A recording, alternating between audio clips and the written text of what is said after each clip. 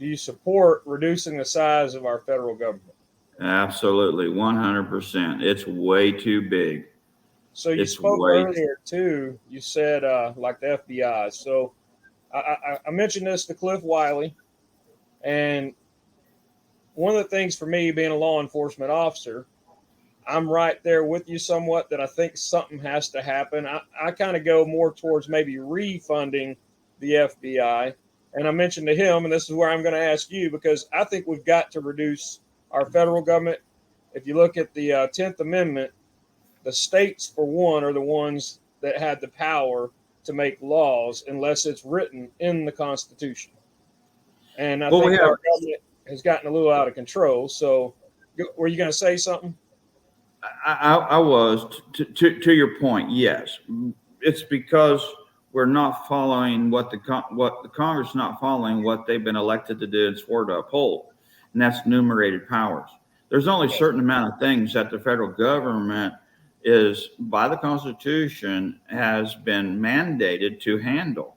So, what are some of those things? We'll talk about coin money, raise taxes, have an army. We'll talk about commerce, making sure that you and I can buy and sell and travel across state lines, and that we wouldn't be taxed like a foreign country from state to state. So there are a certain amount of things that that Congress should be controlling and working toward. And that's what I think we need to focus on. Let's get back to the basics.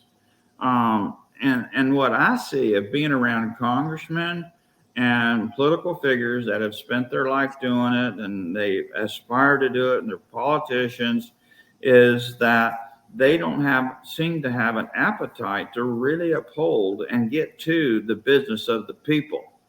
And so, yes, let's limit government. We don't need the federal government in every aspect of our life. We have the states, and the states have their own government, and we can govern ourselves and let the federal government do what we've hired them to do. Okay. So that sounds pretty good to me. I really think we've got to, and that's why I asked this question.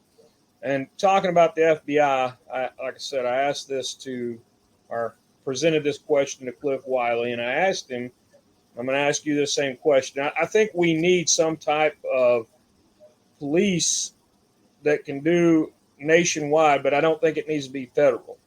I think it should be something like a USBI or something like that, a state's Bureau of Investigations, to where all the states come together and collect information together, but it's controlled by, like, maybe you come up with something like how our Senate's formed. You get 2 members from every state, and then you have a head of that agency, but that every state has an input, and maybe make it elected, just like our sheriffs are.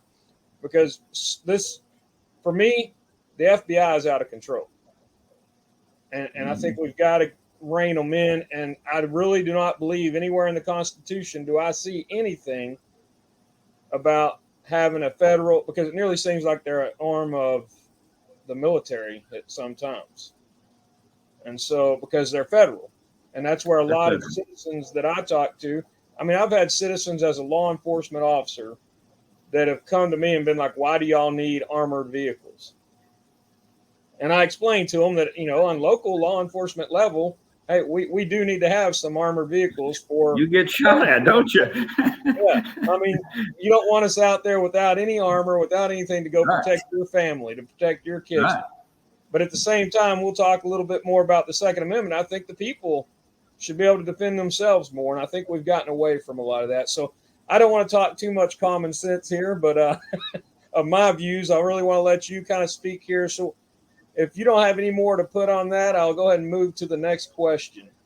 Well, let me just address it for a few words. So the FBI was, I think, intended and created in the right frame of mind, but it has been used for evil, and it's become part of the deep state. Yes. So it is good to have an agency that collects information, data from criminals all over the country, and be able to cooperate from state to state.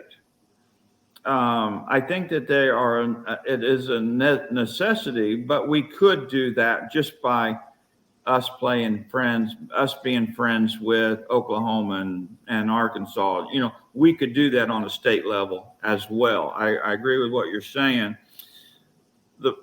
What's happened, I think, is that the FBI has been weaponized, and we saw it really in 2016 with the coup against Donald Trump and all that. And then what we're even seeing now. So if the FBI has the ability to come into your home and citizens' homes of the U.S. and be able to drag a mama out by the hair of her head without due process, without a guilty verdict from their peers or whatever, or using or categorizing parents that speak up against school boards and educational issues. That's our First Amendment, right? Is the right to speak.